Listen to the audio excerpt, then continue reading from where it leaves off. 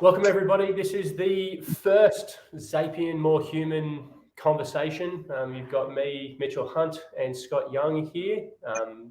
As we've pitched through the website, we're just trying to have more conversations with interesting people about societal problems, about anything that we're kind of going with. Because I think us talking about our problems rather than necessarily listening to all the stuff coming in from social media and everything like that, us actually going through and talking about it amongst ourselves is a really good thing we should aspire to. So Scott and I have probably connected 12 months ago, might even be longer, 18 months ago. It has been a while. Had a really good chat back then around some of the stuff he was doing around customer journeys and everything. But Scott, can you give us a little bit of a spiel about you? And then we'll kick into the conversation that we always do. We'll go left and right and up and down, and we'll figure it out. So my background is in economics and marketing on my first soiree into university. From there, I've spent probably about 10 years in the financial services sector, being sort of a data analyst, a strategy analyst, business transformation, but working within two banks, NAB and ANZ. Since then, I've tried and failed to create a few companies, and we can talk about that later. Recently, I just finished a philosophy degree, and now I'm looking to move into a Masters of IT. So I've been a bit around everything. Very, very generalist of you. I get into things, and I think the Masters of IT is one of those fundamental things that have been missing for a while, which is the actual build component of some of the ideas that have been coming up with. So. Yeah, okay. Yeah. It reminds me, I think I mentioned to you last time we chatted, one of my favorite books is Range, where Generalists Will Succeed in a Specialist World by Epstein. And it talks about generalists, and you fit that perfectly. So I think this will be a very interesting conversation, because before this, we're having a chat about shared understanding and teams and innovation, and that being a key component. So let's just kick off there. Because you were saying in banks particularly, because that's your background, the idea of everybody being able to look at something and go, oh, this is how everything interacts. So you've actually got an as-is state. How do you think that kind of plays in the innovation space, and what difference does that make as to how it's working right now? Yeah, well, the biggest part about innovation is ensuring that an idea isn't like a surface level idea. So to show people that there already is a developed understanding, and then to build ideas off that developed understanding, or if we are heading in one direction, to show that we can pivot with a new idea. But if we're just coming up with the ideas in of themselves and saying, generate new ideas, which is what a lot of companies ask for, they do get a little bit more targeted and say, for our legal services area, are there any ideas that might come up? But it's, what does a legal services framework look like? And then, okay, what are some of the issues that we've got along that roadmap? And how can we actually generate ideas with the information provided? So that shared roadmap or that shared understanding would make it easier for people, let's say, who are in customer service, to actually have some input into the legal ideas, rather than legal being required to generate all of their ideas and sales generating all their ideas. Like, you can actually have that disparate, hey, we're all on the same page here. Like, we're working on this together. It's not a whole bunch of silos that don't talk to each other, which we think is very, some of the stuff we're working on at Rapid and everything is really about breaking those silos down, going, well, there shouldn't be silos. Like, these silos cause inefficiencies and frustrations, and it's just a bad idea. But we keep on doing it because it's the easier way to do it. Is it? Like, is it the easier way of doing it, or are we just lazy? Well, the one thing that does concern me with that is, especially when I think about executives, and I've had some amazing experience with executives, and I do praise them, but I also feel like people that are short-lived in executive roles, they don't really care too much. They just give a directive to somebody and it's like, please do this. But I don't really care how you do it. I don't really care if it exists after I'm gone. Just make me look good. Yep. And I think that's the problem. It's like, how are we going to set up a system that lasts 20 years? Not, hey, we need to find out something immediately. And that is a really good thing, because you've got and you go, it's to the top level. You've got the board, and the board are like, no, I don't care about your excuses. I don't care about your long-term plan. I don't care about this. I care about this deliverable on this date. And it ends up with a whole bunch of people building cars out of duct tape that will get across will do a kilometre, and it will do a kilometre really, really fast, but it won't even make 5 kilometres. It's not even that it won't make it at speed. It just won't make it full stop. And after all these builders have left. Yeah, exactly. But by the time you get there, the person who made the decision to do it is gone. So there is no accountability. There is no stuff. There is no shared understanding of who made the decision, where, and where it all fell apart. But how do you feel like I mentioned earlier, I saw a post on LinkedIn yesterday about in Scrum, the use of story points for velocity and everything like that. And for me, it really highlighted that we try to kind of gamify, we try to dumb down like difficult conversations. So instead of us having a difficult conversation, which is those executives, they want velocity. Like that's what they want. That's actually their role in this situation, is to keep stuff going forward so we don't get stuck in this perpetual perfection cycle. Because I know, as kind of probably a more engineering type of person, like I sit there, and by the time, especially in software, by the time you finish a project, by the time you get to the end of it, you sit there and think, and this is by no project I've ever done, like every single one, by the time you get to the end of it, you'll go, oh shit, if I knew what I knew now at the start, I would build it totally differently. And you would happily tear it all to shreds and build it again. But even if I tore it to shreds and built it again, I would get to the end of it again, and I would think, oh, I could do this so much better now that I know all this information. So you need that balance between the executives dragging everything forward and making sure it is getting through, but also that advocacy for a lack of technical debt, that you are not duct taping stuff together. Yes, we can have some pieces in there that are going to run out, and we've got a piston that has a really short shelf life, and it's only going to last 5 kilometers. But that's okay. We need to get that 5 kilometers right now, and we will just switch it out for a better piece in the future. That's actually fine. That's part of the growing and journey. But if you duct tape the whole thing and the entire thing is going to fall apart and you're not going to be able to use it in 5 kilometers, that's a totally different conversation. And it is really hard, because people don't want to have those actual real human conversations about, okay, yep, I want velocity, let's say I'm the executive, and you want to build the perfect product. Like, neither of those are bad things. Like, both of those are good things that we want to do, but how do we find that median? And that median isn't, okay, we're going to go smack bang in the middle every single time. You compromise 50% of the time, I compromise 50% of the time, because sometimes if there's a client deadline, maybe you're going to have to compromise 80% for this particular period, and then the period after that, I compromise 80%. There is that back and forth, but it's messy.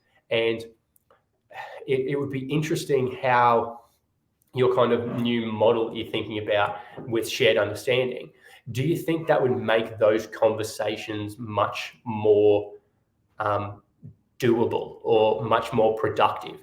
That now you're no longer, because before you're kind of talking, the executives are only looking at their side of the puzzle, and they're like, no, we've got this client and it's this many dollars and they have this deadline and they have this, they're only looking at their data. And then you've got the engineers and they're only looking at their data, which is, this is not going to scale, it's only going to last this long, it's going to do everything like that. By bringing the data from the customers to the engineers and bringing the customers from the data from the engineers to the executive, is that going to make it a more balanced conversation? That people are looking at it and going, oh, okay, this is actually a complex problem. How do we get together to solve it? Well, I think so. So I already know that there is a lot of the customer experience strategy working with technology. So there's a huge interlink with user experience design that I've noticed. I think the one thing that really is missing, though, is, like, within a company, we all need to work towards our vision. Within our department, we need to work towards our vision. And then within our team, we need to work towards our vision. But a lot of the times we don't actually have like I'm a very visual person, so actually being able yes. what does the company look like with respect to the executive's view? So what are the main things that they actually need to know? What about the department heads? So all the people sort of reporting into that executive team. What's the level of granularity that they need to know with respect to what the executives know? And then that further level down, like the actual doers, the engineers, the analysts, what's their understanding? So it's more like going from a high level, but having a roadmap of all the layers of complexity that do exist up until where more complexity becomes redundant. Yeah, okay. And have you, because that model that you've just kind of explained there seems quite similar to the OKR model, the objectives and key results model. Have you read Measure What Matters? It is A little bit.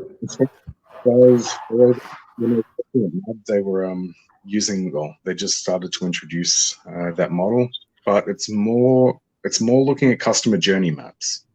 So everything. Okay, so same concept, different implementation of the same concept. Because OKRs is essentially the idea of you keep the objective at the top of this is our biggest objectives, and you break that down each level so you can see how everything's tied up to the bigger objectives. But it sounds like your model is similar to that, but not on company objectives, on customer objectives. Sorry, I missed that. I just had a technology. Where did you hear up to? I just sort of mentioned the customer journey maps, and then it disconnected. Okay. Yeah. So objectives and key results are essentially getting the big overarching picture of what the company's trying to do, and then just breaking that down into smaller pieces. So it sounds like it's a similar idea, but you're not focusing on the company objectives. You're focusing on the customer objectives or that specific thing with a similar breakdown concept. It is. Well, the objective and key results still isn't, for me, it doesn't feel like a visual thing. It still feels like it's a list-based thing. So okay. one of the ways that I think that, a picture paints 1,000 words. So the more pictures that we can have in actually sort of showing what our vision is or showing what our journeys are, I think that's the fundamental thing. So it's, at the moment, they've got great customer journey maps it seems like everyone's focusing on them, for the life cycle of a customer.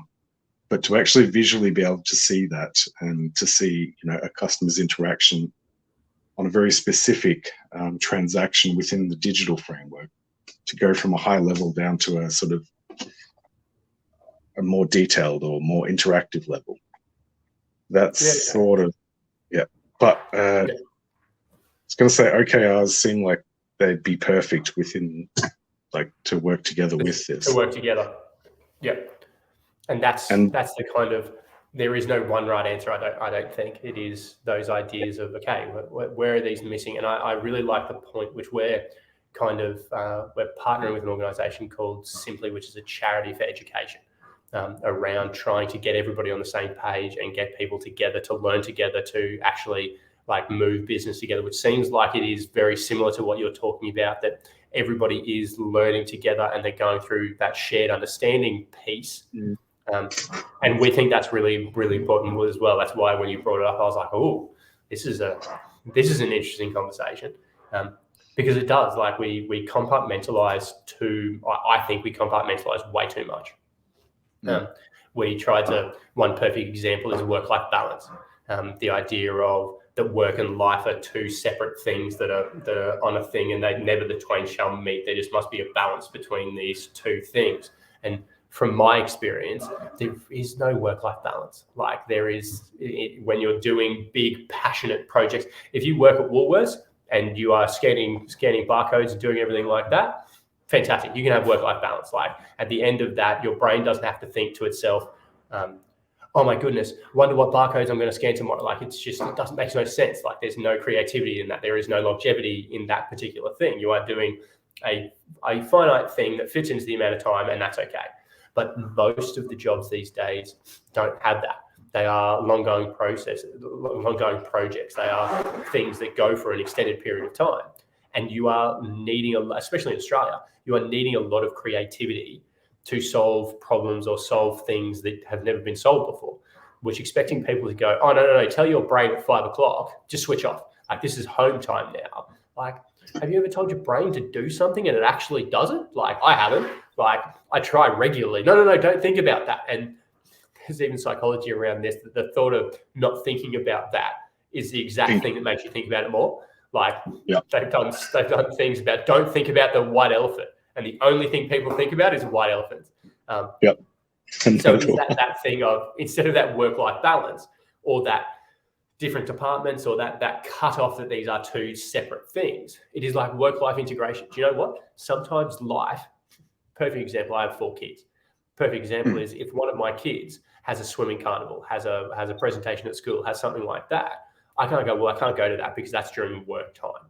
I'm actually going to go, well, actually, I'll work other times so I can go and do that because that's important to me. And there's no conflict here that means I can't do both. And it is that big thing of, okay, can you do both if you squeeze it round a little bit? And of course, that is a really dangerous game to play if you're not skilled at it, because you let work bleed into your home time too often and bosses start expecting it and doing everything like that. It's kind of like the work from home stuff has made it hard to have those boundaries as well. But I think it's actually really great. And it's just given all of us as a society the ability to actually ask ourselves, okay, how do I push back? How do I define what is okay? How do I actually have a thing of, not my boss is going to tell me that I can stop working at 7 o'clock. No, actually, I'm going to say what I'm happy with doing, and I'm going to push back on those particular things, which actually is a better outcome for everybody, because then your boss is, if they're a decent human being, they're going to be like, oh, yep, sorry about that, my bad, cool, I'll talk to you tomorrow. Or if they're a narcissist, it's going to be very, very clear that they're a narcissist and they only want to get their own way. And that's a very clear way to kind of highlight, oh, look, you're a narcissist and you only care about your stuff. You don't actually care. You just have arbitrary deadlines. Man, the arbitrary deadlines thing is I've got a story about arbitrary deadlines that just blows my mind. Because I used to work for or work with a company that had arbitrary deadlines all the time, and we almost always hit them. But it was really frustrating because you hit an arbitrary deadline to get something out by a certain time, and then it just sits there for 2 weeks and nobody does anything with it. Like it's the most killer thing for your productivity. Just like, you literally told me to rush, and I rushed to get this stuff done, so that there was no rush. So I very much try in our company not to do that. But it's exactly like there's a cycle with everything. We give our team the freedom to do it, and the guys have actually said to me, Mitch, we need an arbitrary deadline. I'm like, what? And they're like, you just need to give us a date. Like, give us a date to work to. It really helps me to focus. It really helps me to do. I get that it's arbitrary. I understand you've done the right thing by not forcing these arbitrary deadlines on us, but I want an arbitrary deadline. And you're like, oh, okay, all right. Friday next week, like, that'd be really great for us to have on Friday next week. But like, sweet. And you try and fit it in. Because in creative spaces, software engineering, everything like that, if you don't have that deadline you're working to, it's sometimes easy to fall into the thing of, oh, I could do this better. Okay, I'll just rewrite that. No, it'll be for the better. Like those deadlines and those boxes. I was talking to one of the engineers, and he was talking about the creativity required for the Beatles compared to the creativity required for people these days were totally different, because back then they had 4 tracks. That's it. Now you have unlimited tracks. You can have as many tracks as you want. The creativity required on 4 tracks is totally different level to unlimited tracks. That sometimes you need those boxes to be put in so that you can be creative. Doesn't mean that's where it stops. But just stuff like that you're just like, oh, this is a much more complex puzzle than anybody who actually wants to kind of admit. And nobody wants to have these conversations, these messy conversations, which is, there is no right answer. There is better, but there isn't good or bad. There isn't the best, and there isn't perfect. There isn't anything like that. There is just, it's not arbitrary deadlines are bad, because you'd think that'd be a pretty easy one for you to say. arbitrary deadlines are bad. Like that's I would have said that was a pretty laid down misere until I get asked for arbitrary deadlines. And then you're like, they're telling me they're good. And you're like, I never would have picked this.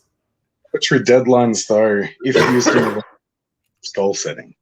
So this is, hey, we've got a goal to try and achieve this within the next 2 weeks. If we don't think it's feasible for us to do it, the next time we have a similar project, we might set this goal of 3 weeks. And it's like you actually use these arbitrary deadlines, or I should say goals, but we use them. And you're right, it is goals. To measure our capability. So if we can't actually meet these deadlines, and we might have an experience from a client in the past that said, look, I need this out in a month. We're doing a big launch and big release, and you sort of know the capability within your team. You might actually need to pull someone in to help actually speed up the process. So I feel like if the deadlines are being used in a productive way, then they can be used to actually gauge and measure the capability within the team. But if they're used just as you were saying, like, I need this out and we're not going to use it. It's like, you've just wasted my time. I could have been working on something that actually was more important, and I could have done this in 3 days next week. Yeah, it's like, and I could have not worked up on Friday night and Saturday to get it all done to make sure I hit the arbitrary deadline. I could have just gone, I'll work Monday, Tuesday and get it finished, and there wouldn't have been a problem. But you told me that it was critical that you get across, and you're just like, you've essentially lied to me. And I don't like being lied to. Nobody likes being lied to. And to another point as well, I think one of the reasons that arbitrary deadlines can be important is you can't improve on something until it's first released. So you actually, like, that startup mentality of the minimum viable product is something that, I think it is instilled within the tech industry regardless. But you can't test your logic. You can't show people until you've actually built something. So the arbitrary deadline, just so that you can get something out and something that is testable, that still seems fundamental or important. Yeah, and I think one of the things I've seen in this whole ecosystem, and please tell me your experience from it as well, is that we do MVPs okay. We do feedback loops really shit. Like, you put an MVP out there and you're like, cool, and you get the feedback that you want to hear and you keep building on top of that. But the idea of putting something out there and then stopping and saying, this is an experiment, what are we going to find out? What new hypothesis are we doing? Like, actually going through the process. And sometimes actually going, no, we failed that. There is that thing of, let's just ignore the fact that we failed that and let's find a win. Let's find a win in this so we can kind of pat ourselves on the back. We've got to sell our story. We can't be a waste of time and energy. We can't actually put learning in here. Like, learning is not a legitimate use of time. And one of the things that, again, there's a part of me which is engineer who wants to always do it perfectly, and there's part of me that is the CEO of the company and needs to get stuff out the door. We've got a project that we're working on at the moment, which is an internal project to kind of replace one of our products. It's like a V2 of one of our products. And we're on V3 or V2. Like, we did the first one and we went, oh, this is going to be awesome. And we did it and we built it and we did everything like that. And we're like, yes. And it was this close to being kind of, let's go out there. And then we found this other stuff and we're like, oh, that changes everything. Like, that makes it. So we went through the second version of it and we're like, oh. And then at the end, you're like, oh, like, it just opens up this new vista of things as you're learning. And there's the frustration inside of me that is just like, should I have just saved the extra 2 months, 3 months of R&D work and gone, no, we get version 2 out there, then there'll be a version 3, then there'll be a version 4, and we'll do it that way. But every single time there's the technical debt conversation, because the technical debt isn't just us rewriting it. It's the fact that if we set all of our customers up on the version 2 things and then we go to version 3, we're going to have to reset all of those customers, or we're going to have to continue supporting them at V2 for an extended period of time. And now you've got this, there is no right answer to this question. Like, there isn't a right answer of, no, we should have got it out there, or we should have waited, or we should have. And we went down the line of, actually, we prefer to not cause our customers more pain by getting some people stuck and then going, we've got this new cool feature. To go to that new cool feature, you're going to have to upgrade to go to this new thing, which is an effective business strategy because people will buy their way out of problems regularly. But I just think it's an asshole move. And that's my personal opinion. And as I've said to many people before, I love innovation and I'm great at innovation. We're doing some really cool stuff. I'm a horrible businessman. Like from a business point of view, I don't care about money enough. I've found that you can get to a point where you can make enough money reasonably easily. But the scaling and the stuff, I actually really struggle with that. And that's something I'm working on at the moment. But it is that learning piece and that iteration piece and that communication piece, so that we're not just learning as an individual, because you've been around NAB and the big banks. I bet you found a whole bunch of people in there when you were doing it who worked on projects they knew exactly what it was, and they had learnt from the problems, and they'd learnt from the lessons of the failures and everything like that. And you're like, that guy's a gun, and then or girl, and then they leave, and you're like, shit. Nobody else knows that. Like nobody. Like that information is now trapped in that person's head who is now no longer there. There is no shared understanding. There is no backup plan. That's the biggest problem I'd say in any organization is key person risk. That somebody is a product for so long that they are the resident expert. There's someone at one of the banks that had been looking after a process for like 30 or nearly 40 years, I believe. And you can't document the knowledge that they actually hold. Like even if you had, several people trying to ask the right questions, it's next to impossible to actually document so that, it's understandable to someone else. It's more like you've got to have somebody that just sort of shadows them for 2 years and tries to code and figure it out themselves. Do you think, here's a question for you. Do you think if you had been there at the start, when that person started, is there something you could have done? Use whatever technology you need, everything like that, like magic wand kind of stuff.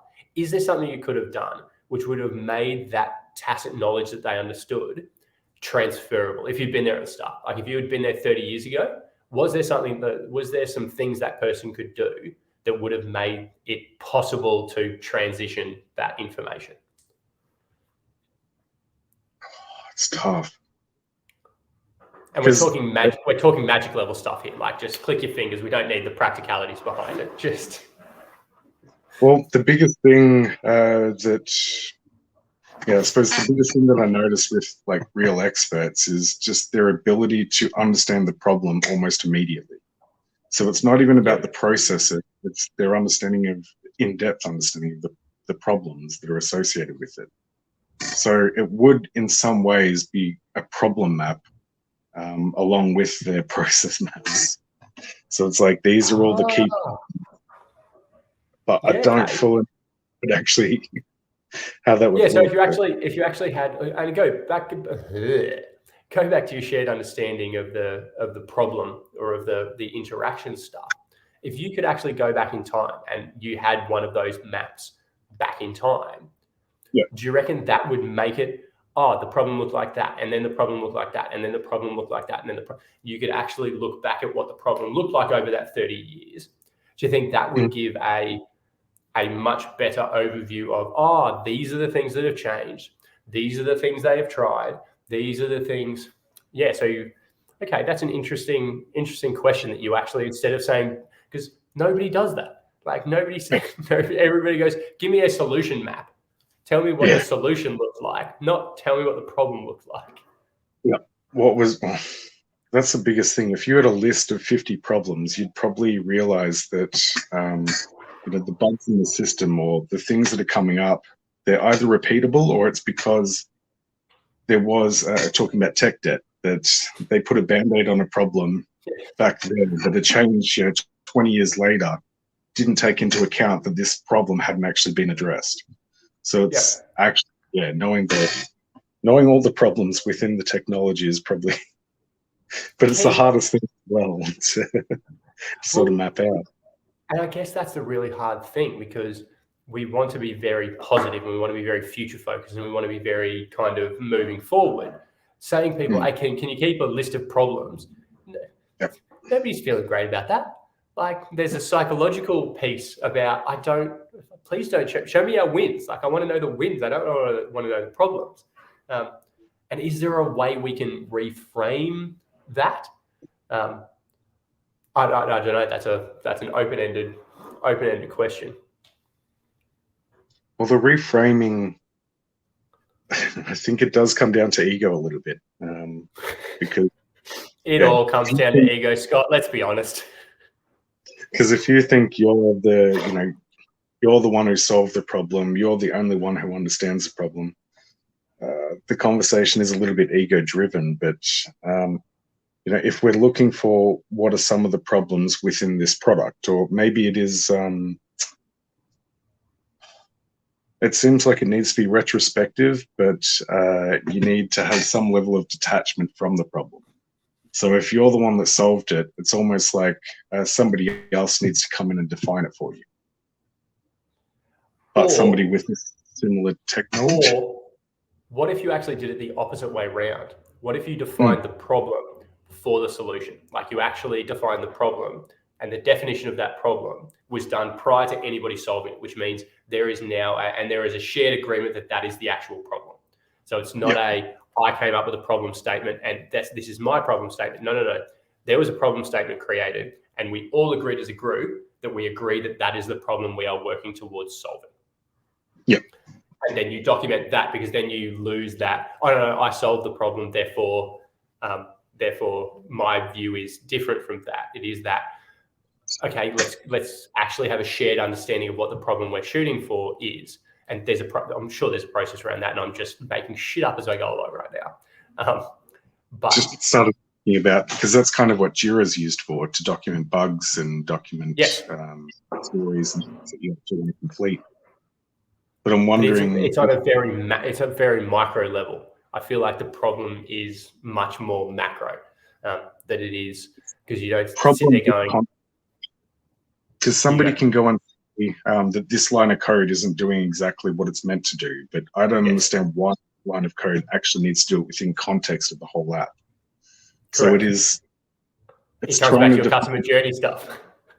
It always does. It always does. It's like our brains are sense-making machines. So my brain's going, yeah, we need shared understanding, because at the moment we're working on education and shared understanding stuff. So I'm gravitating towards that, and you're working on customer journey stuff. So you're like, oh, they just need a customer journey. Like, that's what they need. Like, we all do The two pillars at the foundation of me are collaboration and transparency. So, you'll notice that most solutions are always like, how can we give more information to people, and how can we engage with each other? Like we're doing now. I never would have thought to come up with some of these ideas unless we're sort of provoked. Exactly, and that's what I'm hoping to do with this whole project. And I'm sure we will chat again, and we'll record it and we'll stick it up on somewhere. But it's these sorts of conversations I love, because this is challenging ideas. This isn't egos. Like, I'm not your boss. You don't work for me. There is not that messy kind of disgustingness, which is he really saying to me, if I don't do what he says I'm going to do, that he's going to fire me? Like, is that the subtext of what's happening in this conversation here? Like, you can just go, no, he's a dude and he's talking to me. Like, there's no strings, there's no anything. It makes it much easier to have a nice conversation. Well,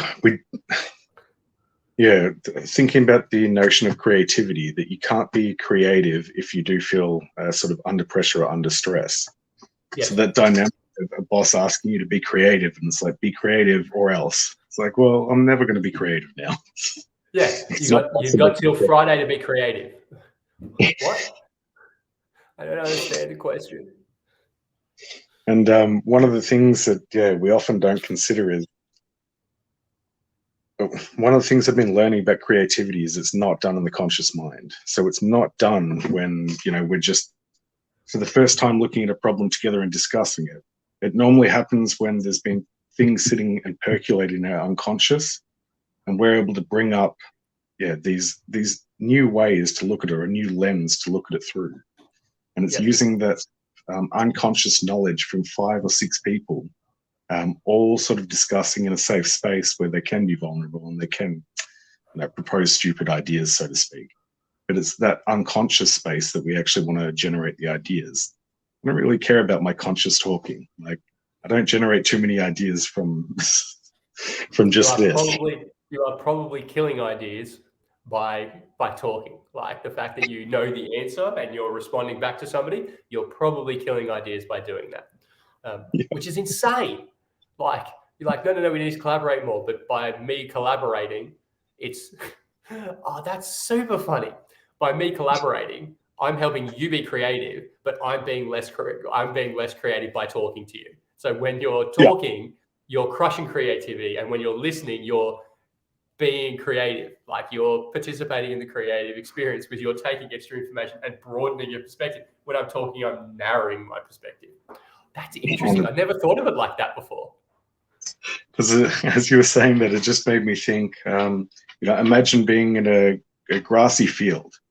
Creativity is about being able to choose any direction you want. Whereas when we're having these conversations, we're starting to define a very specific path that we want to go down. It's like, if we go down that path, we're only ever going to see what's on each side of the path. But from the center point, if we choose to walk backwards, we can. But if there is no path, then it's like, well, the world's your oyster. Yeah. And then there's constraint is also somewhat important. Correct. It's like, we need to move.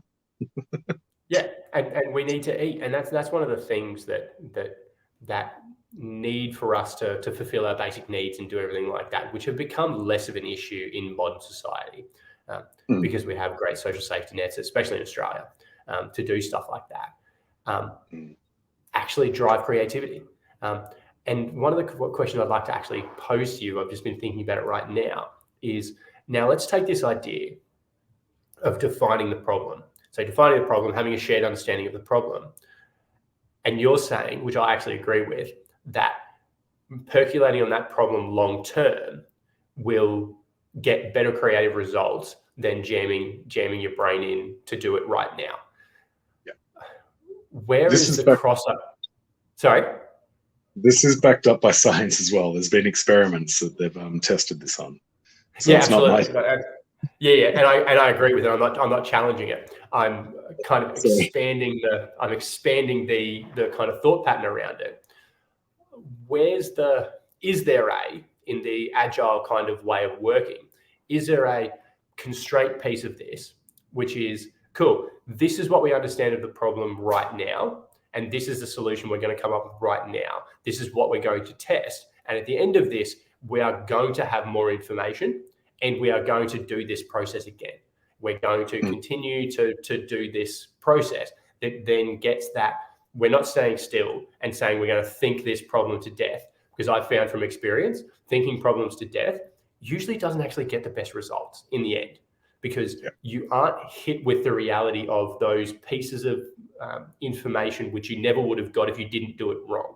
So you do it wrong and you're like, oh, I didn't even take in consideration that the sky is blue and that the blue sky would have an effect on this problem. Like, I didn't even think that was a thing. No matter how long I thought about it, never would have thought that, but it just slapped me in the face because I failed on it. It's the MVP. We're back to the MVP thing again. Of, you get that MVP, that gives you the thing. But is it the understanding, or is it the buy-in from everybody to say, this isn't we're going to solve this problem in 6 months. No, this is an ongoing problem that is going to go forever.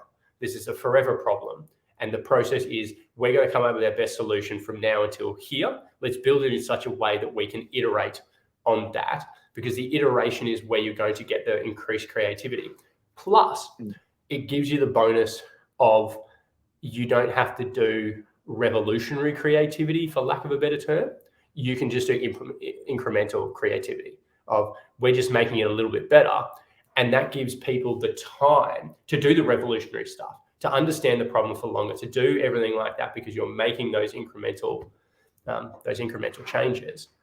Those two things seem like, if done correctly, could work really nicely together, even though they look like they aren't working nicely together, because one's saying, get me a solution right now, and the other's saying, you won't understand the problem till into the future and working subconsciously. But do you think they work nicely together if done correctly? I think, well, it almost seems like they have to work together. that Yeah. this is the nerdy side of me. When I was a kid, I used to play a game called World of Warcraft, and it's like, well, you get given a map, you and lots of other people. but you get given a map, and it's like, well, I know that the shape of the map is like this, but I don't actually know what's there until I've gone and explored. So it's like there's no sense for me saying I would need to go to the top of the map without actually, having explored and knowing that I need to go there. But it's this idea of uncovering things along the way that we don't actually have a complete picture, and a lot of the problems that we seem to discuss, it's just a lot of the times we're lacking context, and the context that I talk about is the way that I visualize it, and one day I'll get around to doing a painting of it. But if like a semisphere, so it's like a semisphere, and covering the semisphere is just a whole bunch of magnifying glasses. The problem's the thing at the center. So you've got a semisphere of magnifying glasses, and you can only look through one magnifying glass at the problem at any given. So and it reminds me of that I don't know if you've seen it. There's a picture going around where you got two people standing on the other side of a 6, and one person saying no, it's 6, and the other person saying no, it's 9, and it sums up the problem. From their perspective, they're both 100% correct. Yep. 100%. Well, all this is doing is just taking it to an order of magnitude. It's not that there's two perspectives, it's that there's 1,000. There's infinite perspectives. That's it. So that's great. I think it's all these problems are like we're talking in the abstract at the moment. I'm sure that my perspectives might change if there were concrete problems, but when we're trying to abstract, absolutely sure. Yes. And if you had to say, again, click your fingers and you could magically kind of solve the problem, how would people do things differently? From your perspective, how would people engage in teams and do everything like that? Like from a pragmatic, practical point of view, what would the big steps be?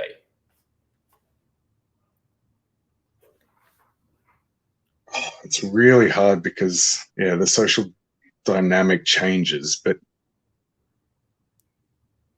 it almost seems like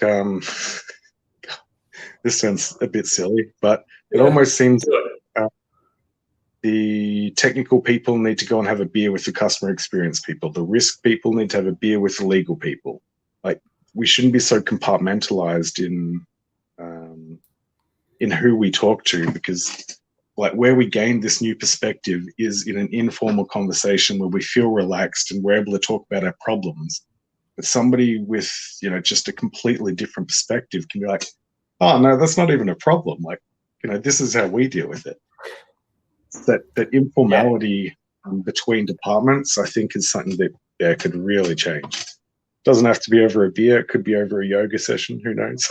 Yeah, it doesn't actually matter what it is. It's just it's a perspective or empathy or understanding thing of actually going, okay, I'm not a risk person, but I'm going to go and learn a little bit about this risk side and find what nuance comes from me understanding more in that sphere.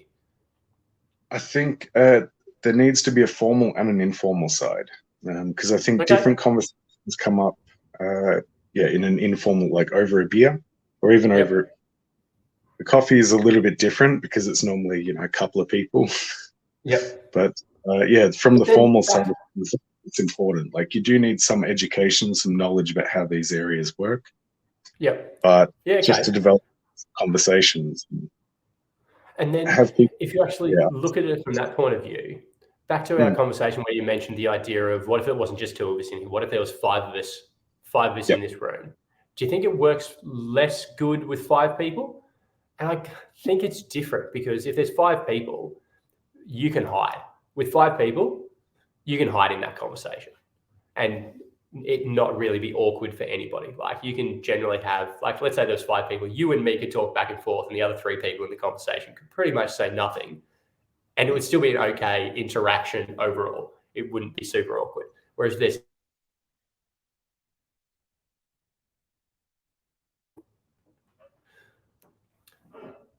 I know. I lost you. Are you back? I'm back. On the, like, I think 5 is the maximum that you can actually have for a productive conversation. Any more, and you've got to have people that sit out of the conversation. Did you get that? Or did it freeze? Yeah, okay. So sorry, how many? I got lost that time. I think I dropped out that time. My Wi-Fi is not going the greatest. So what number was it? It sounded like you said 5 people is where you think. That's the maximum. Okay. And this is my original thought when I was working on an idea called Agora, which was trying to connect people around the world based on topics of interest. But I just read an essay that I think I was telling you earlier by Isaac Asimov. And yeah, he sort of highlights some key principles that you actually need in having these creative conversations. But 5 people is the upper limit where everyone at least gets a chance to participate, even if you are quiet. But you need a certain demeanor of people to actually have, like, for the introverts to actually have the space. So he talks about using a psychoanalyst as someone to actually mediate the discussion, because a psychoanalyst can, if you tell a story or if you give an idea, there's somebody that hopefully will sit objectively, but to ask the right questions to pry the right information out of you. And then also to sort of, they create the space in some ways for those who might have great ideas, but just never talk. Yeah, okay. Having that kind of, and you could go psychoanalyst, but that facilitator role, that person who is, their job is to make sure the conversation keeps rolling, that it keeps going around and people aren't missed out. But I think you got a good point, like, and it sounds like it's backed up by actual people who have researched this, that 5 people is the upper bound. That after 5 people, it becomes more unwieldy to deal with that.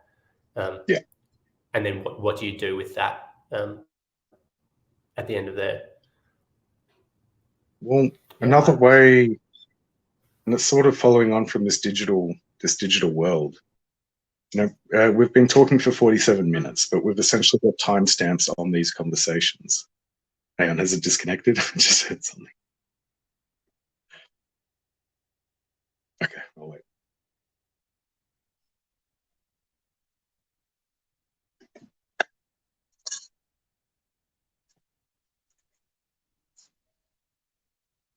No.